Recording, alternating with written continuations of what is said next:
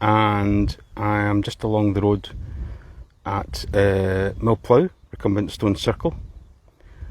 And I was literally, if I just kind of pan round, I was just up at the top of that hill up there, up at Mount Goldrum.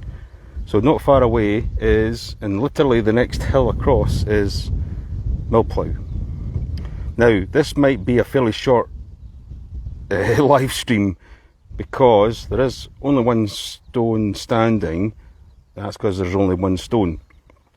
So it's this one, but I literally was driving right past it, and on the way back from Mount Goldrum, and it would be a shame not to include it, since it's a nice day. And as Douglas suggested, it might be worthwhile just do a kind of pan round just to get a kind of topology of where we are. So the stone, what I'll do is I'll stand kind of like in front of the stone just to get a view, and then I'll go around the back. And so this is facing fairly much south, and again pretty much like the view from Mount Goldrum. There's a sea across there and Inverbervie wee village.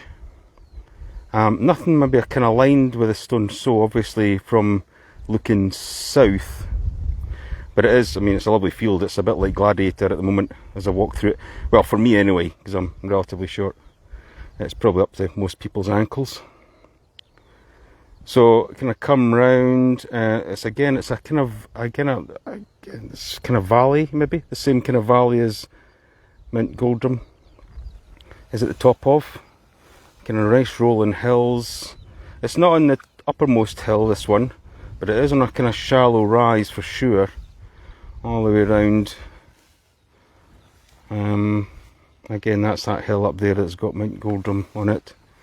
All the way around, you can see the kind of tail off of the valley just coming along this side. And into the hills, that kind of general direction into the hills would be Comilly, about 20 minutes drive away. And its own little valley. And coming round here. So it's a kind of rolling hills, valley type scape. Nothing kind of obviously it's aligned with. So let's have a look at this stone then, and a bit of detail. So it's a conglomerate of stone, which means, oddly enough, and it is a kind of odd stone. There's little pebbles, there's larger stones, all different types of stone. All different types, literally all different. There's a little bit of quartz there, all different pebbles and types of stone, embedded in what is essentially silt and sand.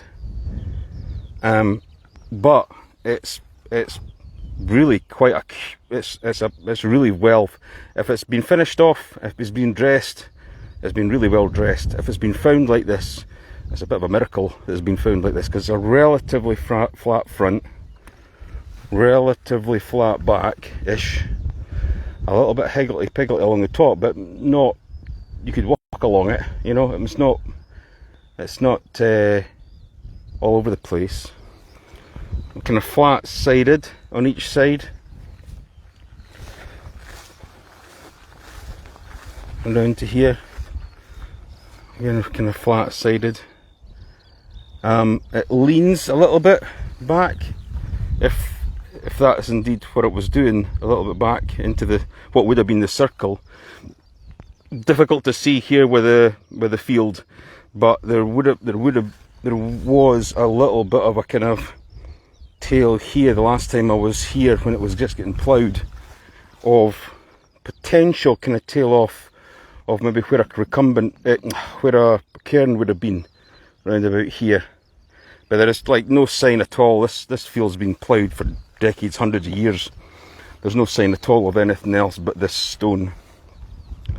So it's an interesting stone. It faces, like I said, south. It's a little bit taller than me, so it could be up to kind of, certainly up to kind of over the 2 metre mark at the highest.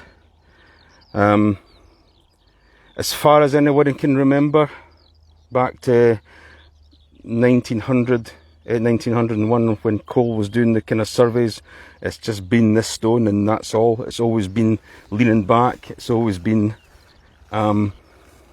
this kind of shape, although there has been one or two remarks that there's maybe been a smack from a plough here.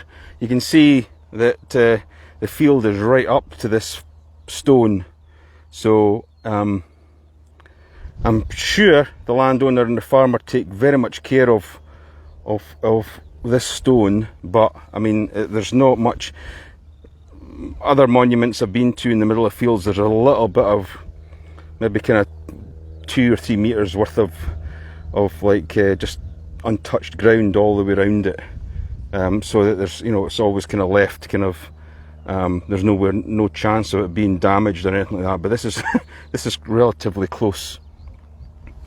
So I suspect, yeah, that once or twice the odd ploughs just maybe kind of scalped this stone and chipped a little bit off. You can see where maybe the odd little kind of stones popped out. It is a kind of odd material to be making a recumbent out of, to be honest. I think this is maybe, I might be wrong, I'm welcome to be wrong and called out on it, but it might be the only kind of stone that's got this kind of conglomerate of lots of stones and held together with sediment. It'd be interesting to have known what the rest of the circle was. We'll not know that now.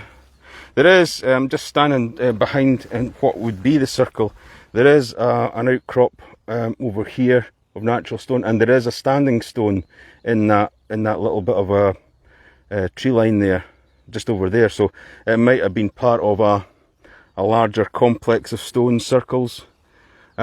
Mount Goldrum is just a little bit too far away, I think, to be part of a whole sort of complex of circles. But yeah, it's just an interesting one. Again, not much really to talk about it.